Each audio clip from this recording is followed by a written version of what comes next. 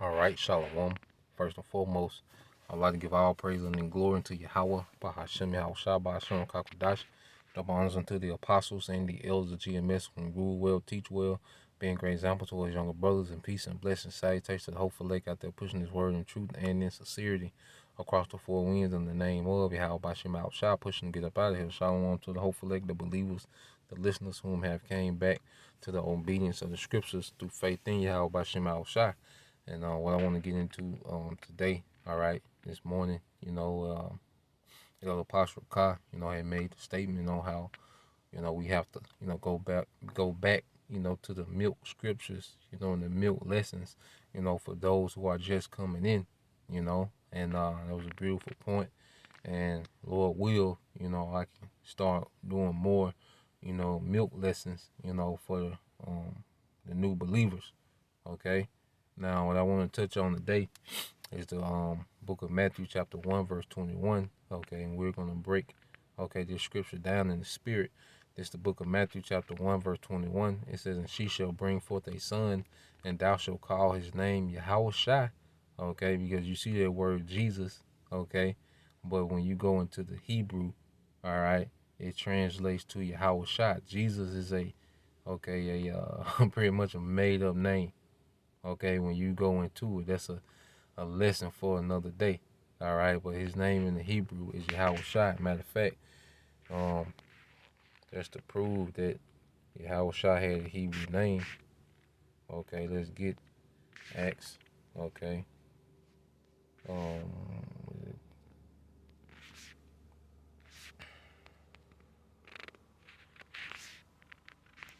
right, let's get it. In the book of Acts, you had the account. You know, Apostle Paul was giving the account.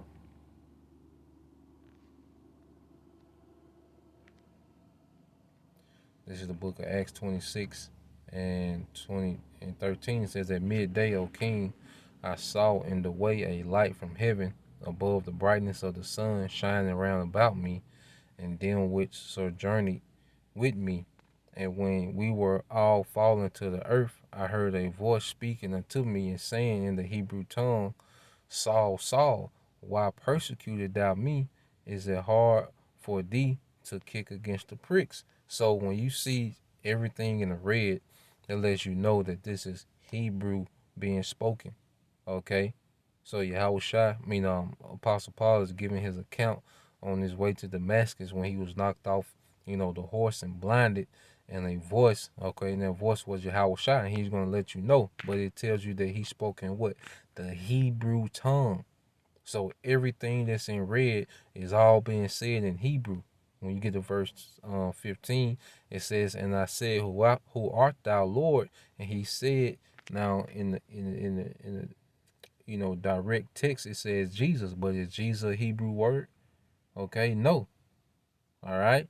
The Hebrew word, he says his name in the Hebrew, which is Yahweh Shai. He said, "I am Yahweh Shai, whom thou persecutest." Okay, so Yahweh Shai, spoke his name in the Hebrew. Okay, he's a Hebrew Israelite from the tribe of Judah. He has a Hebrew name. Okay, so when you go back to Matthew 1 and 21, this is Matthew 1 and 21, and it says, "And she shall bring forth a son, and thou shalt call his name Yahweh Shai, for he shall save his people from their sins." And who is his people? All right, Israel. Okay, Israel is his people. Okay, that's our brethren. All right, so let's prove that. Let's go to John. All right, chapter 20. All right, now this is after the resurrection. It's John 20 and 17. It says, "Yahweh Shai said unto her, Touch me not, for I am not yet ascended to my Father, but go to my brethren and say unto them, I ascend unto my Father and your Father, and to my people, into my power and your power." Okay? So Yahweh Shai is referring to his Father as our Father, because what? We're brethren. His power is our power, because we're one people. You see? Let's get this real quick. Who is his people? We're going to go here to Jeremiah. All right. Chapter 50. Jeremiah 50 and 7. My fact, I started at 6. It says, my people, okay, have been like lost sheep. Their shepherds have caused them to go astray. They have turned them away on the mountains. They have gone from the mountain to hill. They have forgotten their resting place. Okay? So he referred to his people as what? The lost sheep.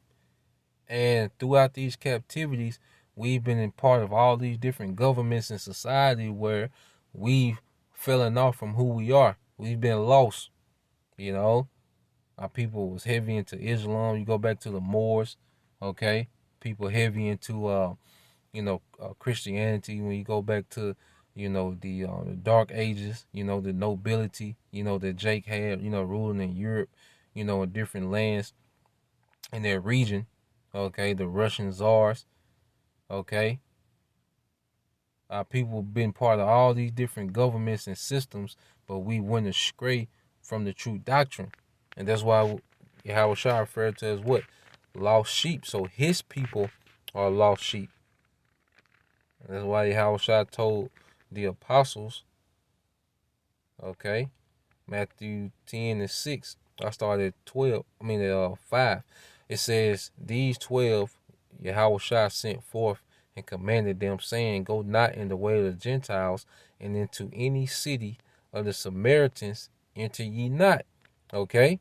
But go rather to the lost sheep. My people have been lost sheep.